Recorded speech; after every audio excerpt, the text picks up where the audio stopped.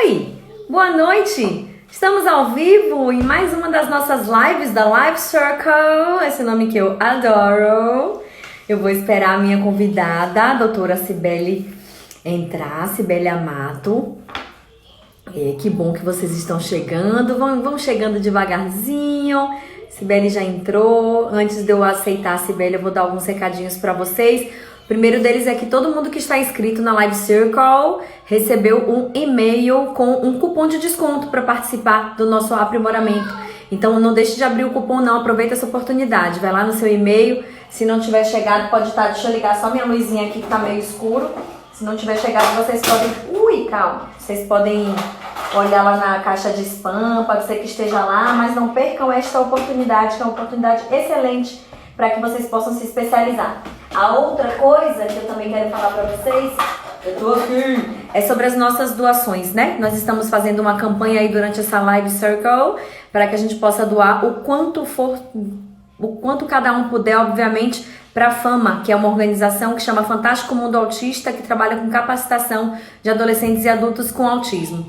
E hoje a minha convidada e eu vamos bater um papo sobre a brincadeira no sujeito com TEA. Vamos lá? Vou aceitar aqui Cibele.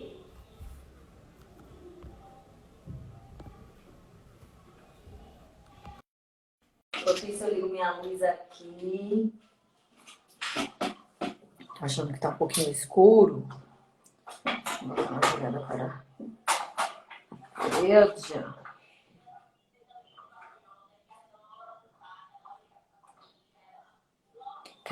Cadê você, Cibele?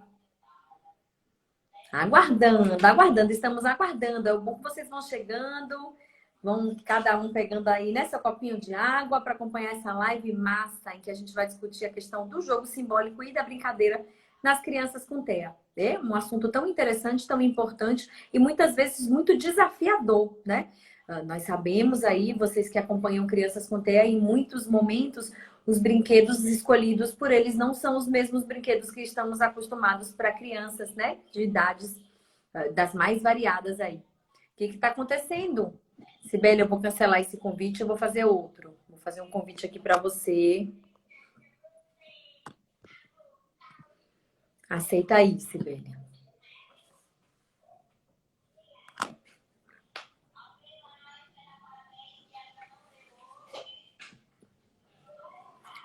Tô esperando. Vamos ver se dá certo dessa vez. Apareceu o convite, Cibele? Senão eu vou fechar a live e começo de novo, tá bom? Pra gente ver se tá acontecendo alguma dificuldade, algum imprevisto.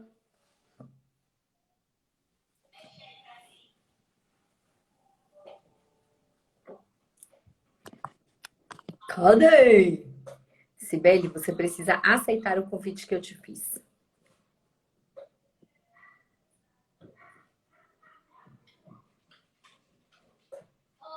O que está acontecendo? O que não está funcionando?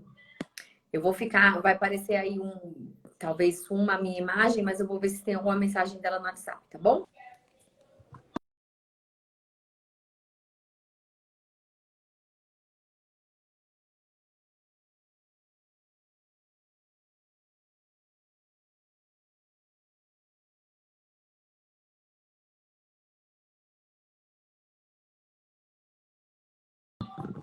Voltei, vamos ver se agora dá. Deixa eu ver aqui.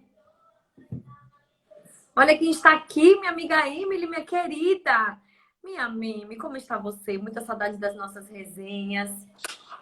Foi? Conseguimos! Boa noite, Cibele. Boa noite. Seja Tudo bom? bem-vinda. Tudo bem? Obrigada. Hoje tá... Desculpa aí, essa tecnologia apanha, deixa a gente... Não há Mas problema. acho que agora deu. A gente está aprendendo, né, a lidar com tantas coisas novas dentro dessas novas... Eu já tinha ativado aqui, eu já tinha ativado socorro para o filho, para ver se resolvia, mas consegui. Uma vitória já, tá ótimo. Estamos aqui. Seja muito bem-vinda. A gente vai falar hoje, estava falando antes, não sei se você já tinha entrado, que vamos falar de um tema muito delicioso, a brincadeira, o brincar simbólico, uma coisa extremamente importante e elaborada, que faz parte do desenvolvimento infantil. Eu estava falando um dia desses numa live que quando eu vejo uma criança fazendo jogo simbólico, eu me arrepio toda. Porque quando a gente compreende a complexidade daquele ato, né, o tanto de recurso que precisa ser elaborado para gerar uma brincadeira que muitas vezes vai ser vista como uma coisa muito simples, né? E a gente vai conversar de um tema muito bacana. Seja muito bem-vinda. Vamos começar. Eu queria que você explicasse um pouquinho da sua vida, né? Como é que você entrou nessa área do TEA, nessa área da brincadeira, como é a sua atuação aí em São Paulo. Acho bem bacana que todo mundo conheça você um pouquinho mais. Tá, eu sou A gente, fonoaudióloga de a gente conhece muito de formação. artigo, né? A gente conhece muito de artigo, mas assim, Obrigada. Me formei na USP com a Fernanda e desde que eu me formei, continuei lá, fiz mestrado, fiz doutorado com ela, fiquei durante 23 anos depois de formada lá na USP. Aí saí de lá, bastante tempo, sempre com autismo, sempre com a linguagem infantil. Saí de lá e agora eu sou professora na pós-graduação do Mackenzie. É uma pós-graduação em distúrbios do desenvolvimento e eu sou professora lá, então continuo com foco no autismo. A gente acaba ampliando um pouco, indo um pouco para algumas outras áreas, mas o meu interesse sempre foi no autismo, eu tive sempre esse interesse, e acho que ele caminha muito próximo do desenvolvimento infantil, né? Do desenvolvimento inicial. É no desenvolvimento inicial que a gente vai entrando em contato com os sinais de alerta, né? Com aqueles indícios de autismo. E sou de uma época em que a gente não tinha tantas informações, né? Então, assim, quando eu comecei a estudar, era uma coisa assim: ele não fala, mas ele parece entender. Ele dá indícios de que compreende, mas a gente ainda não tinha acesso. Né? Eu, quando comecei, a pragmática estava vindo, a Fernanda estava no doutorado dela, desbravando essa parte, as primeiras produções do autismo. Então, a gente tinha muito, acho que um olhar muito para a criança e para o desenvolvimento. A gente tinha que estar muito próximo do desenvolvimento infantil, típico, aprofundar nesse conhecimento para poder olhar para aquilo que era diferente, para aquilo que era diverso, para aquilo que estava funcionando de uma outra forma.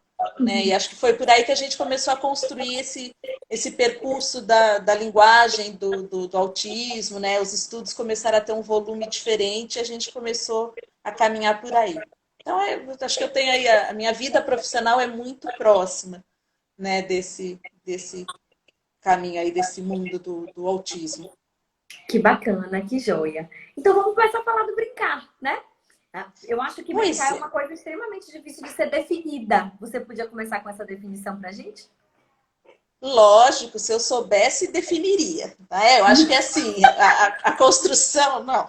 A gente elabora melhor as perguntas com o tempo, né? A gente consegue formular dúvidas melhores, né? Do que responder mesmo. Mas eu sempre falo que a gente pensar no brincar é um pouco assim, o que eu preciso para brincar? Né? Qual é a essência do brincar? O que é o essencial para o brincar?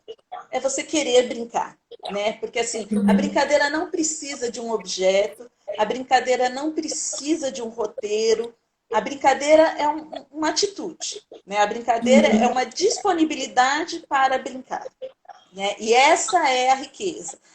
A riqueza da brincadeira é o espontâneo, é o criativo, né? É ter um espaço para que aconteça. Né? A brincadeira ela vai acontecer entre as pessoas que estão brincando. Né? E o que eu coloco que é importante é a gente lembrar desse conceito de brincadeira, dessa brincadeira livre, dessa brincadeira espontânea, dessa brincadeira que acontece numa situação. Porque a gente tem trazido muito o conceito de brincadeira para esse conceito de espaço lúdico ou do lúdico terapêutico, que ele distancia do que é brincar. O Que é muito brincar é livre. estruturado, né? É muito estruturado, né? Exato. A partir do momento que, não que você não traga isso, mas a partir do momento que você começa a colocar regras, que você começa a colocar uma proposta terapêutica, você vai se afastando do brincar, né? Então, eu sempre falo. A gente às vezes convida, a criança fala: "Você quer brincar comigo?" Só que ela não brinca. A gente faz um convite meio assim, você convida para ir para o parque de diversões e leva ela para a sala de aula.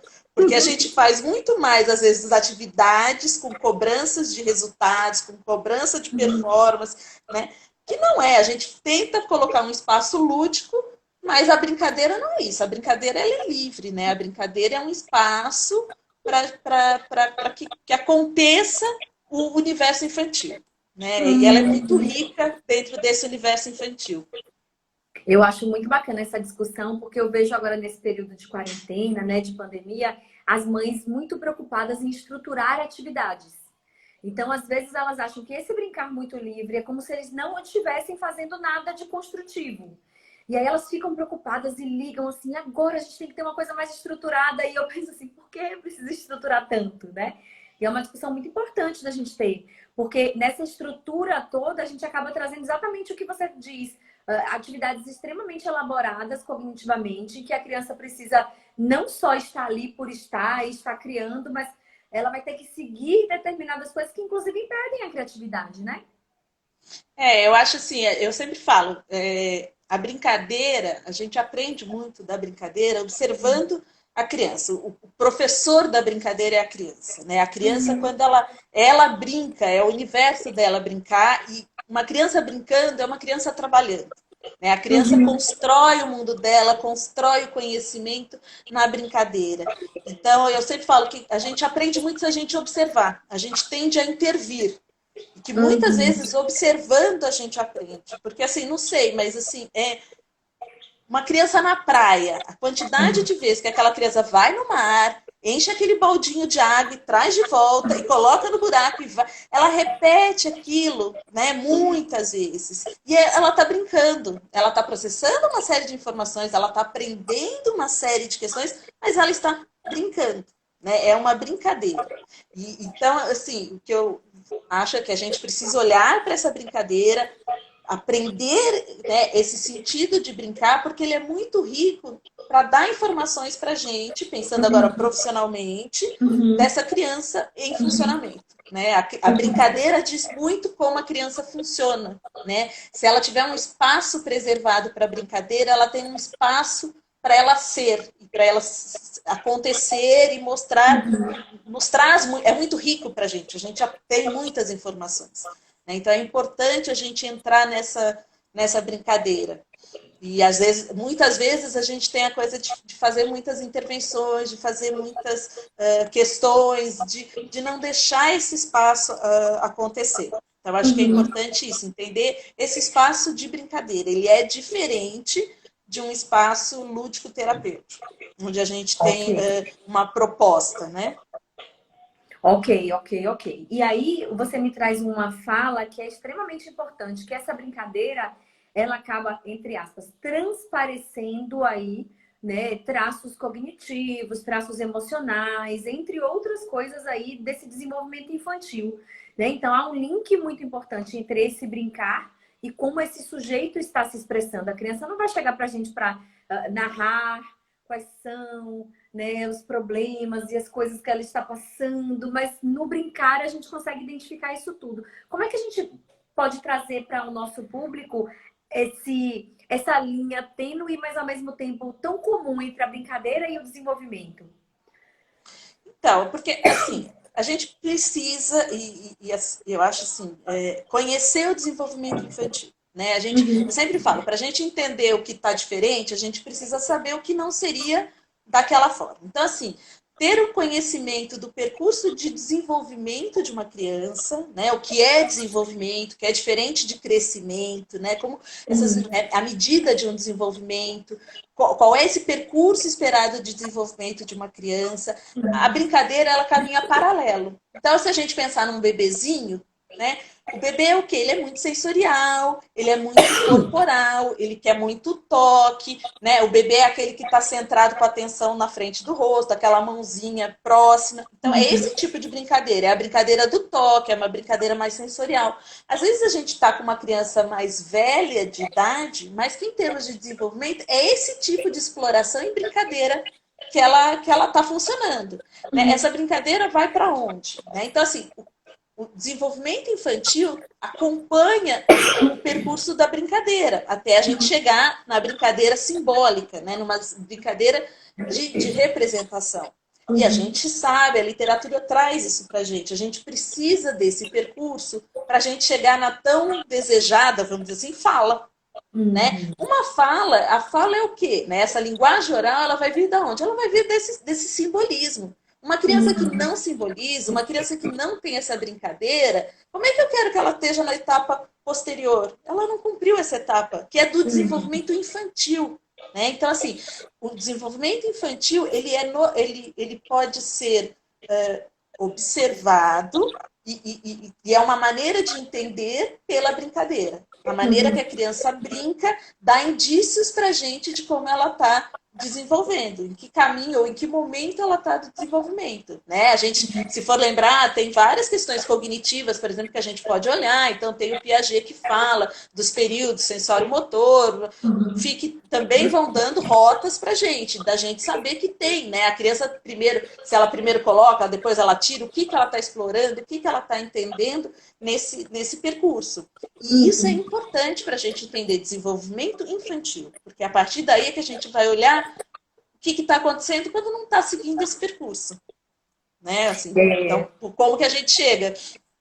é verdade. E são coisas assim que são extremamente importantes de serem observadas e que vão se apresentar na brincadeira e que ou a família ou profissionais que não estão, né, estão inteirados no desenvolvimento infantil deixam passar despercebido. Então, quando a criança está naquele momento em que ela está naquele esconde-esconde, achou-achou, nessa noção de permanência do objeto, depois vem o exemplo que você trouxe da reversibilidade de papéis, reversibilidade, né, de objetos físicos. Então, quanta coisa tá ali e pode ser observada. Tem uma frase que eu gosto que cabe muito bem nisso tudo, que é assim, quem não sabe o que procura não valoriza quando encontra. Tá ali, me olhando, me dizendo coisas e eu tô achando que é apenas um brincar, né? Que é apenas um brincar não, porque o brincar é muito importante. Apenas uma coisa que é uma coisa de criança, né? É uma forma qualquer da criança se expressar. Não, mas isso tem uma importância muito grande.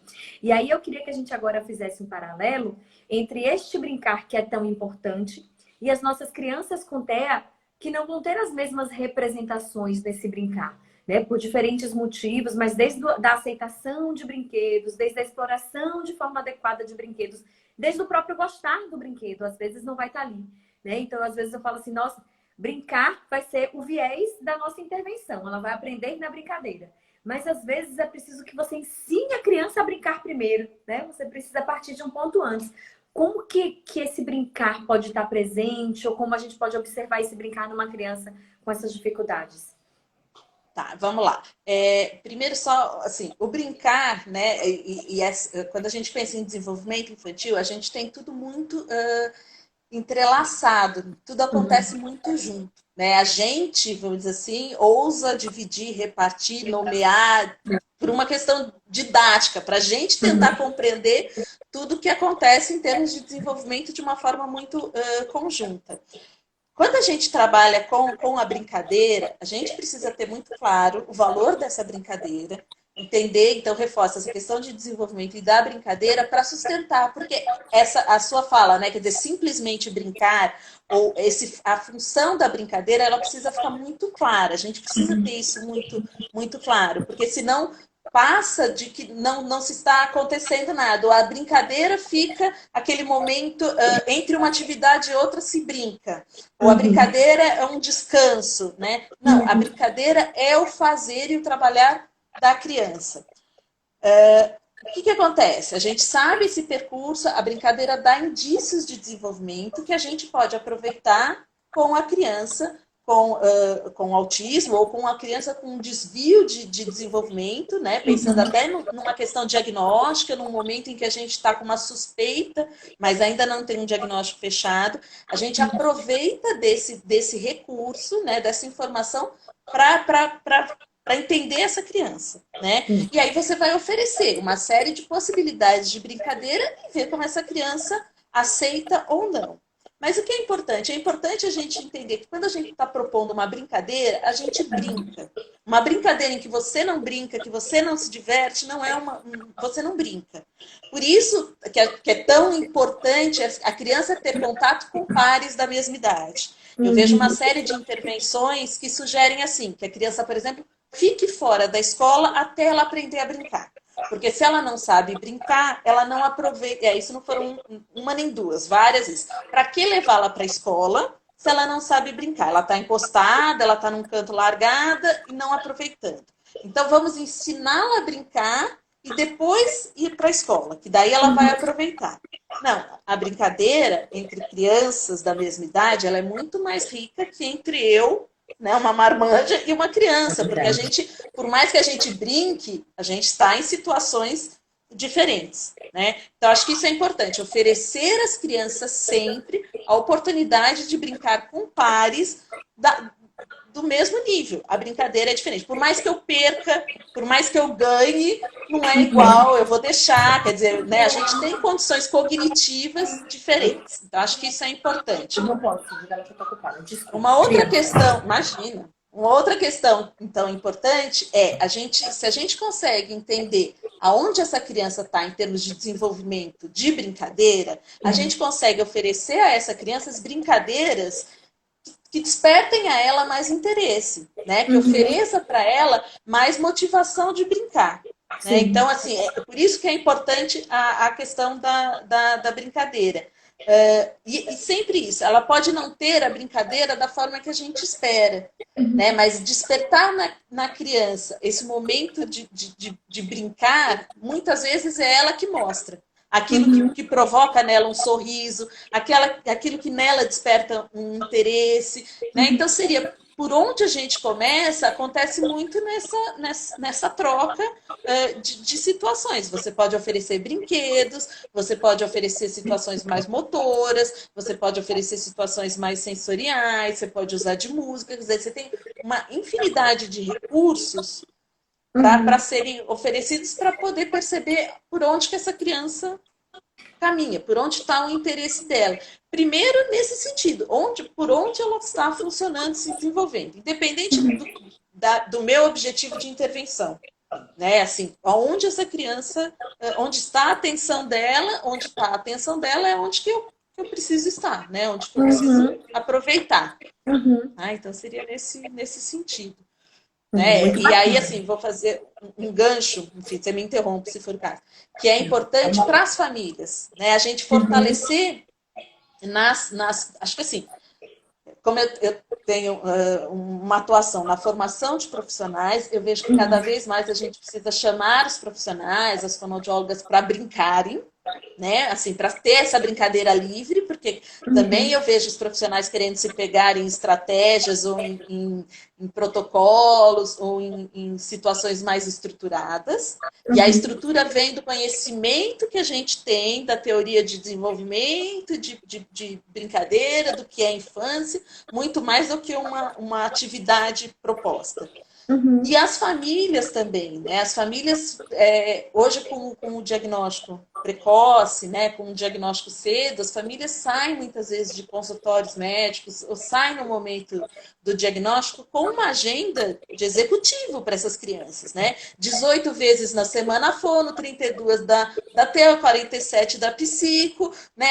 Aí tem a natação, tem a musicoterapia, um espaço para o cachorro, porque o cachorro estimula, né? Cuidado com a alimentação, pode ser que tenha uma questão de que espaço sobra para essa criança ser criança? É verdade. E aí Quanto chega no fim de tempo essa semana. criança brinca?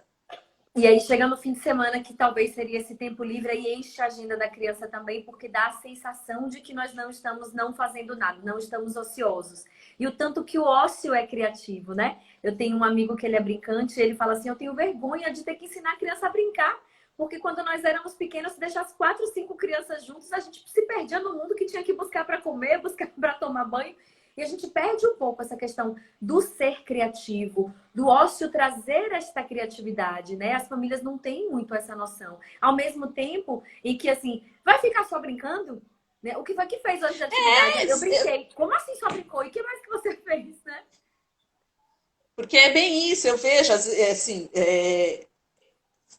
a criança, trazendo um pouquinho para o autista, tem uma dificuldade com essa brincadeira mais livre, com essa brincadeira mais... E aí fica um reforço numa brincadeira muito assim, categoria. Por exemplo, as famílias têm, e acho que é importante ver essa criança respondendo a cores, organizando números, nomeando letras, porque mostra, né, assim, mostra capacidades, mostram competências, mostra que essa criança está respondendo a estimulações. Agora, é importante entender que isso ocupa um espaço que não é o espaço da brincadeira. Né? Ensinar uma criança, quando você aponta A, B, e fica nisso, aí as famílias ficam muitas vezes, que letra é essa? Que letra é essa? E essa criança fica o tempo inteiro, reforça só um movimento e não dá espaço para uma brincadeira mais livre. Quer dizer, né, assim, vamos sentar no chão, vamos brincar, e de repente você começou um jogo de memória e virou uma trilha para o carrinho. E você não estava pensando em brincar, sei lá, com o copo, mas aquele copo rodou e chamou a atenção da criança. E aí você pode começar com uma brincadeira que é rodar um copo, eu rodo, ela roda, e isso vira um peão. Então, assim, esse espaço para essa flexibilidade, ou para esse espaço para essa brincadeira que acontece nessa interação. Né? Nesse espaço de interação. E que fortalece muito o jogo compartilhado, né? A troca, exato, a ocupação, a divisão da ocupação desse espaço. Que pode, eu falo muito assim, para quem sabe o que precisa ser feito, uma caixa de fósforo vira o melhor brinquedo do mundo. Né? Não precisa de tanta estruturação no sentido de buscar um objetivo terapêutico, porque às vezes é aquele olhar que é necessário ser estimulado, né? Aquela troca de olhares do que legal que esse copo, que era só de beber água, de repente virou um peão. E eu também percebo muito, Cibele, uma dificuldade das famílias saberem brincar. As famílias, às vezes, eles ficam com vergonha de sentar no chão, e eu vejo isso muito na minha sala de terapia. Eu vou ter que sentar aí, e vai se arruma todo assim, e não consegue rir daquilo, até que daqui a pouco, quando as coisas vão ficando bem livres, aí a gente começa a ver que às vezes sai um sorriso de onde a gente menos esperava. As famílias não sabem brincar, né? Precisam muito. Eu acho que essa dificuldade com essa, né? Porque a brincadeira acabou tendo essa perspectiva de brincadeira ser um espaço que não produtivo, né? O brincar virou um segundo plano, né? As crianças precisam ter robótica, o inglês precisam ter, mas assim, existe um espaço de desenvolvimento infantil, né? Quando a gente pensa em primeira infância, existe um espaço da brincadeira que é um espaço primordial para lá para frente, né? Quando a gente olha que trabalhar a imaginação, que você trabalhar a brincadeira, você vai ter uma melhor produção de texto, você vai ter uma melhor argumentação, né? Que isso está ligado. Vai ter crianças mais seguras. Você começa a valorizar essa brincadeira, né? Esse brincar livre, né? Que é desafiador. Eu coloco para a gente fazer a filmagem da pragmática, para fazer esse trabalho, você pede para um familiar, para a mãe, para o pai, brincar com a criança. Você fala, é para você brincar. Tem pais que pedem para interromper a filmagem, não aguentam, ficam perdidos, né? Porque foi se perdendo isso no tempo, né? Isso foi diluindo. Né? É difícil, porque você brincar, você também entrar na brincadeira, é você se expor nessa brincadeira, é você topar a brincadeira. Então, é topar essa espontaneidade, é topar também, né, esse não roteiro definido. Por outro lado, quando você entra na brincadeira, é isso, você vai, porque a brincadeira é ter o prazer, ter essa atitude com o momento, ter essa espontaneidade. Né? E aí você vê que você tem várias situações de dia a dia que você pode brincar. Né? Não precisa ter associação de brincadeira com bagunça. Então, eu, por exemplo, às vezes recebo de familiar, mas aí você brinca, a criança fica pilhada e... Não, realmente, né? Você tem que administrar um pouco isso. Né? Se você der corda, a criança vai. Né? O que é importante? E é uma coisa que eu acho que eu sempre falo. A gente tem que tomar cuidado com algumas questões, por exemplo, criança preguiçosa. Né? Eu não consigo pensar em criança preguiçosa. Então, é alguma coisa que vem, ele não brinca porque ele é preguiçoso, ele não faz tal coisa porque ele é preguiçoso. Gente, criança não é preguiçosa. A criança vai no limite da resistência dela. Você deixa uma criança brincando no mar, eles estão com aquele lábio roxo, fazendo... Você fala, vamos? Não vão. Tipo, não tô com frio, sabe assim? A criança não para comer se estiver brincando. Você tem que lembrar, falar, amigo, vamos comer, tá? Não, porque eles... Não, então, exatamente, não para. Eles vão no limite do interesse, da motivação, né? Uma criança preguiçosa, acho que a gente precisa olhar o que está acontecendo, né? O que a gente está chamando de preguiçoso? Esse é um sinal, por exemplo, de alerta. A criança brinca, né? Se a gente pensar hoje nesse movimento de telas, de uso de telas que a gente está tendo, né? O sinal de atenção é aquele quando a gente oferece outras atividades e essa criança começa a ficar na tela ao invés de outras atividades. Porque a tendência é a criança querer brincar, né? É da criança esse movimento para a brincadeira. Né? Então, essa é uma atenção. Quando a gente pensa, por exemplo, nos autistas que estão envolvidos com a tela, então eles têm uma atenção, eles querem... Telas que eu falo é o tablet, é o celular, enfim, os jogos. É um pouquinho a gente entender como está sendo feito o uso disso também. Qual é o interesse que eles estão tendo com esse uso, com essas telas. Porque muito provavelmente, observando essas atividades, a gente percebe... faz parte, acho. É isso, criança é isso. Live de quarentena não tem jeito, home office não tem jeito, tem criança. Mas é isso, faz parte. A gente percebe um pouco também onde está o interesse dessas crianças. Né? Então, assim, por exemplo, eu vejo na minha prática, eu ofereço para as crianças o uso livre do tablet. Eles querem. Quando eu faço uso direcionado, muitas vezes eles largam o tablet e querem uma outra atividade. Porque daí não tem essa relação de interesse. É verdade. E aí, você falou um pouquinho antes sobre a questão da brincadeira e da fala, né? Eu brinco que a fala é a cereja do bolo. Eu preciso de toda uma estrutura linguística para eu poder ter o que dizer, perceber esse outro, que eu tenho vontade de dizer para esse outro. Como que essa brincadeira pode ser utilizada para a gente, pelos terapeutas, pela família, como um condutor aí, como algo que pode facilitar ou trazer esse interesse comunicativo para a fala? Tá, eu sempre trabalho muito com as famílias, meio que no inverso, né? Então, é um pouco assim, como é que ele vai, né, assim, o que é a fala? Então, para eu falar, é um ato motor, respiração poderia parar aqui, vamos dizer assim, né? De um modo bem simples, tá, tem uma coordenação, ok, mas entrou ar no pulmão, esse ar vai sair do pulmão, vir para a corda vocal, eu articulei direitinho, eu tô falando. Mas é isso, eu estou transmitindo um código de uma maneira básica. O que faz? É isso que eu quero? Ou eu quero alguém que pense, que o que saia daqui passe por aqui, de emoção, de sensação, né, de processo mental superior. Então tem que fazer um caminho inverso. A gente sabe que para isso tem algumas etapas que são anteriores, né? Não dá. E aí, né, assim, a gente consegue escrever sem... Né? Vou mostrando um pouco assim. E aí vou mostrando um pouco para as famílias aonde essa criança está. Então, aquilo que você falou, tem jogo simbólico? Não, não tem jogo simbólico. Então, a gente precisa.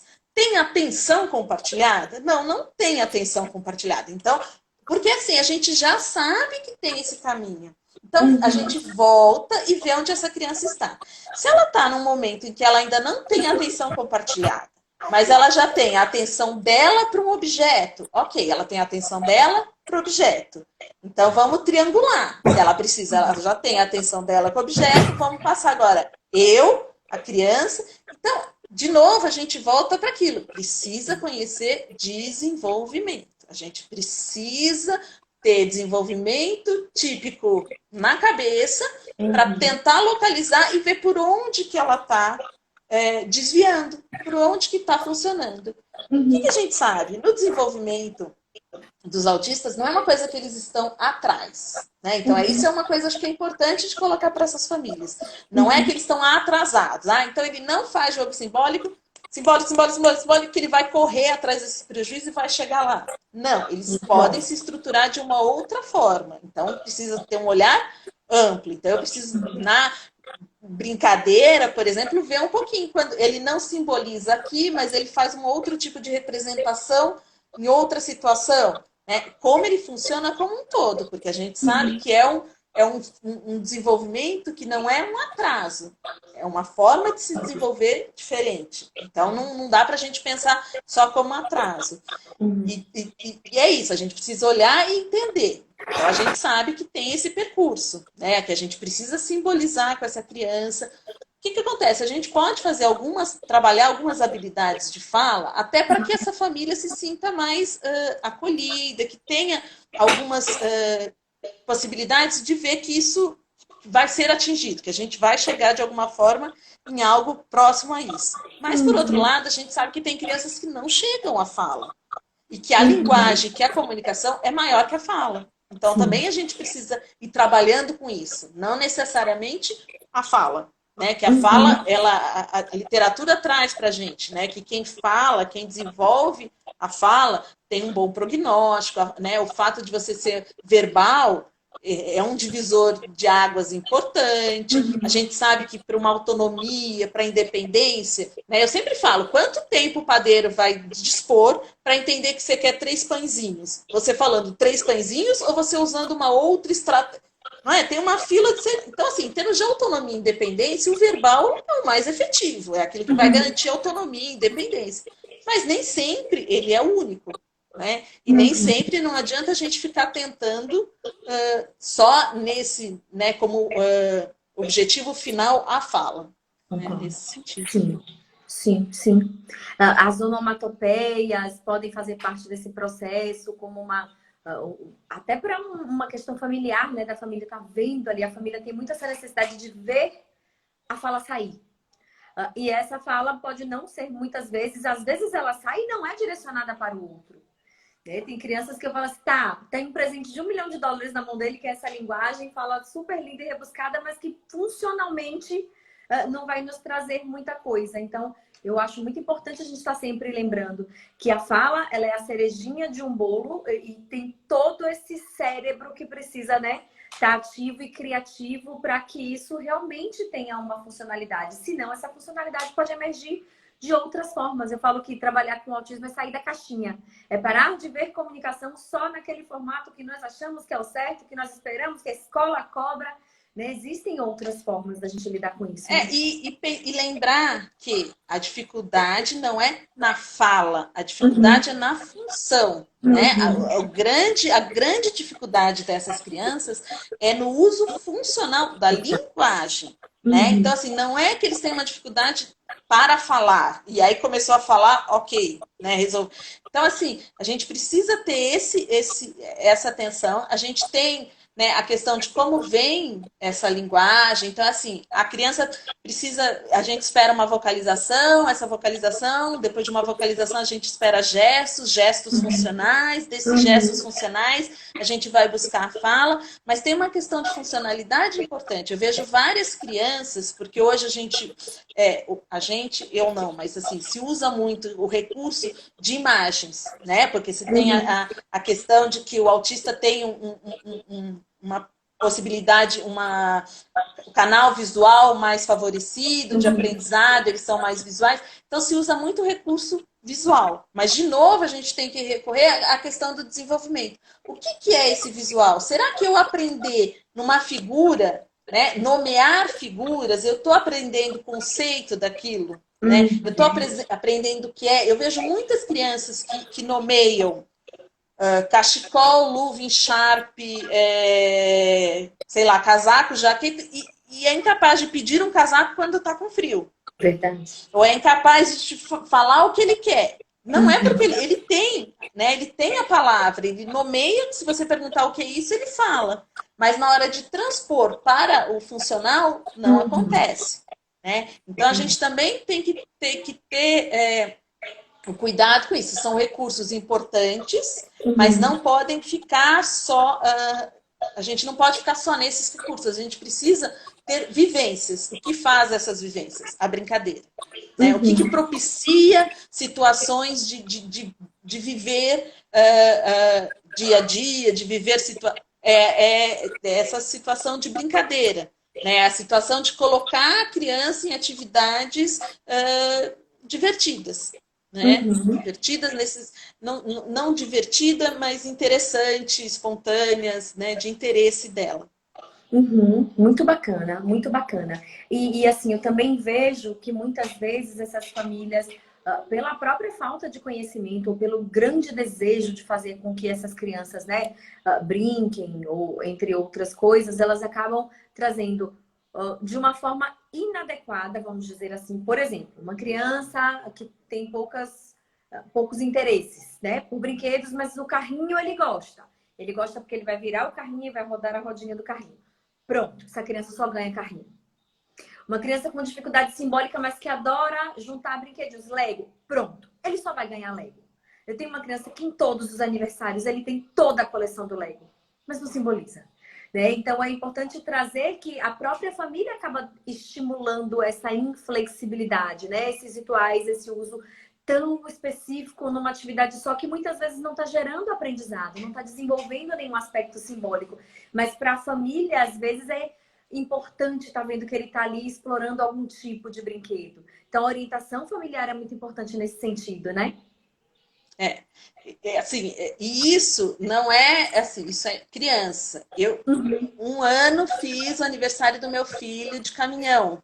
Ele queria, na verdade, ele queria caminhão de lixo, Ai, meu Deus! né? Betoneira. O convite foi um caminhão, a mesa de. Você não tem noção. Tem uma foto da sala do apartamento, era uma fila de caminhão, assim, tipo a greve de caminhão que teve. Ele só ganhou caminhão. Só ganhou. 398 mil caminhões. Ainda tinha aqueles cegonhas que a gente abria e falava 18 mil, né? Porque era assim, era o caminhão. Então não é só, né? Isso acontece não só. Mas com as crianças autistas, isso tem uma tendência a ser reforçado, né? E aí acaba virando realmente um hiperfoco da família, não da criança, porque acaba também sendo um pouco aonde a família tem respostas, vamos dizer assim, né? Então acaba sendo isso. Sempre aquele, sempre ou é, né, sei lá, o Festival da Galinha Pintadinho, festival, né, o Thomas, o trem do Thomas. Então assim, eles têm alguns interesses. Thomas é assim, alguns interesses, mas assim, como que a gente trabalha com isso? Né? Como é que a gente vai lidar com esses interesses?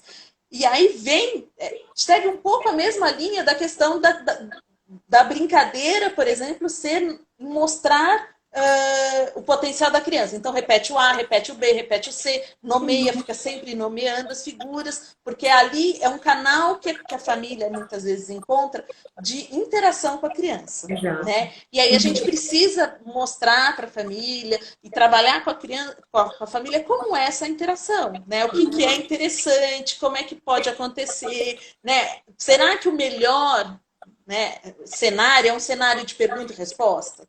Né? Será que esse é o melhor para as coisas acontecerem, para as atividades ficar nessa troca de turno de pergunta e resposta? Às vezes ela é muito restrita, ela estreita muito.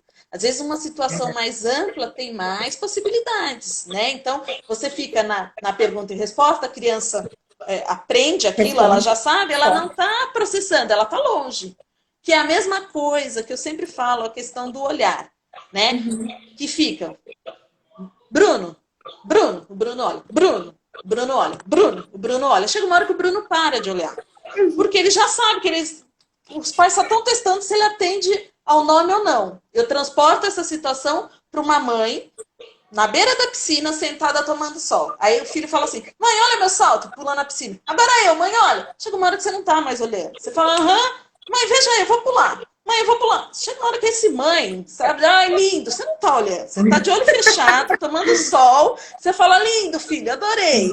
Mãe, dá uma nota, 7. De novo. É a mesma coisa. Chega uma hora que você não... Então, assim, você quer saber se a criança atende ao nome ou não? Uma situação contextualizada. A partir do momento que todo dia esses pais testam só para saber se essa criança atende ao nome ou não, tem uma tendência dela não atender. E é um sinal de inteligência. Chega, né? Então tem um pouco a pergunta e resposta, ela também entra nisso. Muitas vezes se entende aquele esquema, né? Se monta alguns cenários mais fixos, né? E aí fica mais difícil das coisas acontecerem. E eu também vejo muito, às vezes a gente está com uma criança que tem essa dificuldade de interagir com diversos brinquedos, e aí, por conta da mediação, da experiência, do terapeuta, aí pronto. Aí ela começa a brincar. E aí o que a família faz? Compra todos os brinquedos que a criança usa no consultório, mas ela não brinca em casa. Aí a mãe fala assim, mas ele brinca com você aqui, como é que ele não brinca comigo? Eu comprei esse mesmo brinquedo. E aí eu falo assim, gente, é importante vocês entenderem que não é um instrumento. O brinquedo é só um instrumento, é a mediação. Né? É fazer uma coisa se tornar muito legal. Eu estou fazendo atendimento de uma criança com TEA, ele tem 3 anos e a mãe estava desesperada, né? Eu preciso do teleatendimento. Eu falei, gente, não vai dar certo. Não vai. Mas tá, vamos. E aí eu falei, contanto que você esteja junto. E aí essa mãe tá vindo. Tá indo, né, pra frente do computador, pra frente do telefone. Nossa, mas tem sido tão bacana, porque ela também tem entrado no jogo como ela nunca tinha entrado antes. Aí ela fala, como é que eu não pensei nisso antes? Ontem, ele tem um brinquedo da galinha pintadinha que ele monta, que tem um escorregador. E eu falei assim, vamos pedir pra sua mãe pra gente poder pegar uma bacia e botar espuma, que a galinha pintadinha agora vai escorregar no tobogã pra cair dentro d'água. Aí ela, nossa, aí ficou me olhando assim, como é que pode tanta criatividade? E aí, no outro dia, ele quis o mesmo brinquedo. Eu falei, pronto. Aí ela, não, o mesmo não. Eu disse, pode ser o mesmo, mas a gente vai fazer uma outra coisa. Cadê os animais? Agora isso vai virar floresta.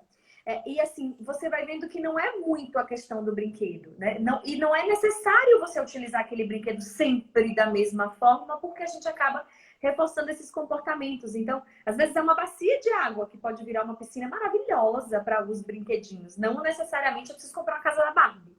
Né? Então, muitas vezes tem mãe que fica super frustrada assim, eu comprei esse brinquedo tão caro, ele só quis saber da caixa. Né? O tanto que não Mas é isso que isso é importa. criança, não é? Exato. Isso é criança. Quer dizer, você dá o presente, eles ficam na caixa e no papel.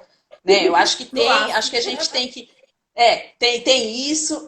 Uma coisa que às vezes acontece é você ter um brinquedo, né, que funciona no consultório, está funcionando na situação terapêutica, aí a família compra e faz uma overdose, sabe? Assim, um hiperestímulo. Tudo que era, né, assim, sei lá, a bolinha de sabão. Então a criança não presta atenção em nada, você sopra a bolinha de sabão, ela prestou atenção na bolinha de sabão. Se a família oferecer a bolinha de sabão todo dia em casa, deixou de ser algo diferente, algo novo para ser usado num contexto de interação da terapia. Né? Então acho que isso são coisas que precisam ser. De novo, a gente volta na questão do desenvolvimento. Né? Se você falar para mim, vou atender um bebê, né? 45 minutos de atendimento de um bebê. Quanto eu levo de material? 89 opções, porque quanto tempo o bebê fica com cada brinquedo? Não é todo mundo que tem bebê, tem um balaio desse tamanho lotado de coisa. Eles tiram 2 minutos em cada brinquedo. Porque é esse momento de brincadeira que eles estão, né? É nesse momento de exploração. Se você vai pegar uma criança, mesmo com uma idade maior, mais velha, mas que está nesse desenvolvimento, ele vai ter um tempo de atenção curto. Então, às vezes, a gente também acha que tem que ter um tempo. Ah, não se interessou. Não. Né? Ele interessou um tempo, né? Ele se ocupou um tempo. Mudou o foco de atenção. Mas não é que ele não tem atenção. Às vezes, ele tem um tempo de atenção curto que faz parte de todo um processo de desenvolvimento. Então, a gente sempre precisa olhar esse todo, entender, de novo, né, aquela coisa, aonde essa criança está em termos de desenvolvimento, né? Também pensar, quando fala do brinquedo, o brinquedo, ele é um recurso super válido, porque às vezes eu falo, não precisa de brinquedo, aí vem o mundo da sucata. Não, também não precisa ser o mundo da sucata, não é para substituir todos os brinquedos por garrafa PET, vira o festival da garrafa. Não é isso. Mas é assim, se você tem uma bexiga no bolso, sabe assim, então o que você faz? Você enche a bexiga, você assopra a bexiga, você joga essa bexiga, você assobia com essa bexiga. Então, assim, é explorar as várias possibilidades. Então, tem essa brincadeira livre, que é essa brincadeira que a gente oferece para a criança. Né? Essa brincadeira livre, que eu acho que é a brincadeira em casa, é a brincadeira da família, daquela mãe que não é para ser mãe terapeuta, que não é para ser, sabe, ter essa carga de ainda ter que ficar ensinando. Não. Se essa criança tem os atendimentos, tem o profissional olhando, essa mãe é para brincar, é para ter momentos de prazer. Se nesses momentos de prazer, que a gente sabe que a brincadeira favorece o desenvolvimento, Ótimo, ela vai ter a brincadeira com o desenvolvimento. Eu brinco sempre que as férias são mais terapêuticas que a terapia, porque É verdade. impressionante quando eles saem de férias, como eles dão, né, Sim, um salto. uns pulos assim de desenvolvimento. Sim. Por quê? Porque relaxou, porque a rotina da família é outra, porque os horários são mais flexíveis, porque tem mais espaço, porque suspende os atendimentos, então tem mais espaço Uhum. para brincadeira. Então, assim, isso é um espaço importante. E a gente, Uhum. enquanto profissionais, né, a gente precisa usar desses recursos da brincadeira, né, Uhum. usar dessa riqueza que é o brincar, aí sim, para algumas propostas terapêuticas. A gente pode aproveitar, né, a gente pode usar disso. O que a gente tem que tomar cuidado é que eu vejo cada vez mais também restrito e mais estruturado. E aí, às vezes, eu vejo algumas atividades de terapia que fica assim, sua vez, joga o dado e anda quatro. Sua Nossa. vez, sua vez, sua vez, sua vez. Gente, né, assim, dá para pegar o É, celular e começar a olhar o celular e tem horas que eu falo assim, nem eu ia querer estar brincando aí, não. Eu já tinha me mandado se eu fosse não é? criança. Pelo amor. Então, assim, ok, ele quer jogar com o tabuleiro? Beleza, mas então vamos aproveitar esse momento de tabuleiro, que é, né, Legal, tem que ele ser tem um legal. script meio fixo. Vamos provocar alguma pergunta, né? Vamos tentar discutir, né, abre o espaço para uma conversa, ou negocia, se é chato, fala de novo, não. Já tive criança só Lego, Lego, Lego. Eu chegava e falava assim: vamos brincar, mas Lego não. Pelo É, amor de Deus, qualquer coisa menos o Lego. não aguento Enjoei. mais. Não é? Então era isso, sabe assim? Então a gente tem, eu acho que dar essa oportunidade dessa brincadeira e reforçar que é importante, que ela é Uhum. rica, que ela é densa, que ela, assim, ela acontecer sem a família, sem nada, brincar de pega-pega, brincar de esconde-esconde, que seja uma brincadeira, vou te pegar para tomar banho, ou vamos contar para tirar a roupa, ou vamos preparar, envolve nessa situação lúdica solta da família, brincadeiras que são brincadeiras familiares, cada família tem o seu, eu falo que tem seu Isso. próprio O aurélia de repertório, é. brincadeira, é riquíssimo. E a gente, né, profissionais, eu acho que é fundamental a gente trazer isso, esse universo infantil, né? Tratar essas crianças como crianças, oferecer isso. E garanto, é muito rico, a gente ganha muito, tem muitas informações importantes nesse cenário aí. E é importante a gente valorizar também esse repertório de brincadeiras que a família já traz, né? Não é a minha brincadeira que é a melhor brincadeira. É a brincadeira. O que vocês fazem? Como é que vocês brincam em casa? O que faz vocês terem prazer? Porque tem que ser bom para a mãe também, tem que ser bom para o pai também. E às vezes, eu tô vendo muito isso agora na quarentena, que eu tenho crianças que ficam com o pai um período e com a mãe o outro, né? Por exemplo. Aí eu falei, vamos fazer o circuito. Ah, não, circuito é o pai, que tem que ficar subindo e descendo as coisas, eu não tenho paciência. Então tá bom, que massa que o pai vê prazer nisso e que bom que vai ser ele que vai tocar. Né? Eu falo que é muito importante a gente também ver esse lado desse sujeito que vai brincar com a criança. Tem que ser bom para todo Não mundo, só porque senão vira uma isso, tortura. não, e como trazer, né? Assim, sei lá, trazer uma brincadeira que era a sua. Então, assim, Isso. outro dia mostrei não era paciente nada, mas para as crianças aqueles saquinhos das Cinco Marias que eu jogava para cima, não sei quem brincou, mas eram 5 saquinhos que você jogava no chão e jogava, e tinha que pegar um com uma mão, e aí tinha que pegar, tinha toda uma sequência, tal, a coisa ia ficando difícil. E assim, elas não tinham visto, ficaram entretidas muito tempo. Né? Então, assim, é uma novidade e é uma possibilidade de se estabelecer vínculos. Né? Uhum, exatamente. Você estabelece vínculo, você se mostra para essa criança, então você contando situações, você mostrando, você também está simbolizando, você está mostrando esse papel da linguagem, você está mostrando essa função que é, né? Você tá próxima da sua criança, próxima do seu filho, muitas vezes estabelecendo relações também entre o casal, porque aí é a esposa falando com, né, assim, a mãe falando com o pai, às vezes coisas que não conversaram, de brincadeiras que fazem parte de um repertório, que é a história, que é a história daquela família e que passa para a criança. Então tem uma riqueza muito grande. Abre-se um espaço de simbolização, abre-se um espaço de uma brincadeira, mas um espaço onde a linguagem está muito presente. Onde você tem Muito uma bacana. linguagem corporal, onde você tem uma linguagem acontecendo. A linguagem falada, vamos dizer assim, também, né? Quer dizer assim, a fala também começa a aparecer de uma forma importante.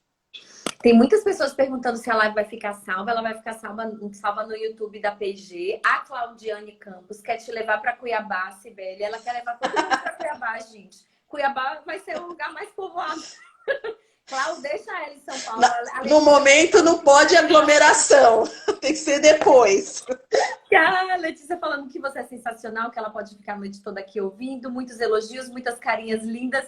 Pessoal falando das minhas canecas. Eu vou fazer o sorteio das minhas canecas.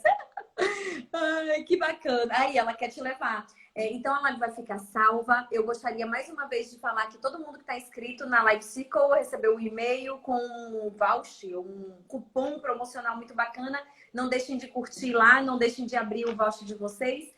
Eu queria agradecer muito, Sibeli. Foi muito gostosa porque é muito bacana a gente trazer essa leveza de que numa situação tão livre assim a gente está trazendo, promovendo linguagem, promovendo bem-estar, promovendo interação, né? E não de uma forma extremamente chata, estruturada, sentado numa mesa porque aquele protocolo, aquele curso me disse que é assim que eu aprendo.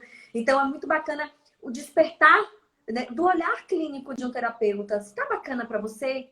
Você queria estar ali brincando junto com ele? Que massa quando a gente pode se divertir juntos. Tem dias que eu dou tanta risada nas minhas terapias que a mãe fala, eu não sei quem estava se divertindo mais, se era você ou se era ele. De tanto que pode ser divertido, né? E é bom recuperar isso na vida. Eu queria muito agradecer a sua presença. Queria agradecer muito esse bate-papo, agradecer a todo mundo que está aqui com a gente hoje, agradecer a PG pela oportunidade. E agora você está com a palavra. Foi um prazer, para mim é sempre muito gostoso. Seria melhor se a gente estivesse brincando. Mas como a gente não consegue brincar, foi ótimo. E o que eu posso falar é assim, na dúvida, a gente brinca. Brinca, se diverte, observa. A gente não precisa ocupar todo o espaço. A gente pode dar espaço, deixa a criança conduzir, deixa a criança mostrar o caminho. Eles mostram o que eles querem, eles mostram como eles estão. Então, assim, esteja disponível para brincar, né? Acho que a brincadeira tem uma riqueza enorme, vale a pena arriscar nisso de brincar. A gente tem compromisso, sim, a gente tem o nosso olhar profissional, mas a brincadeira faz parte, ela precisa ter espaço na nossa intervenção, principalmente com as crianças autistas que precisam de um auxílio, né? Precisam de um olhar próximo para esse caminho tão importante para o desenvolvimento deles. Obrigada, Juliana, pela oportunidade. Foi realmente um prazer aqui conversar. Estou à disposição aí. Eu que agradeço sempre. Tem mais comentário aqui, a Mara Lozano. Parabéns, Sibeli, muito conhecimento. Todo mundo batendo muitas palminhas. Muito obrigada por dividir um pouquinho disso com a gente. Uma boa noite para todos vocês. A gente se vê na terça-feira. Beijo. Tchau, tchau, gente. Prazer.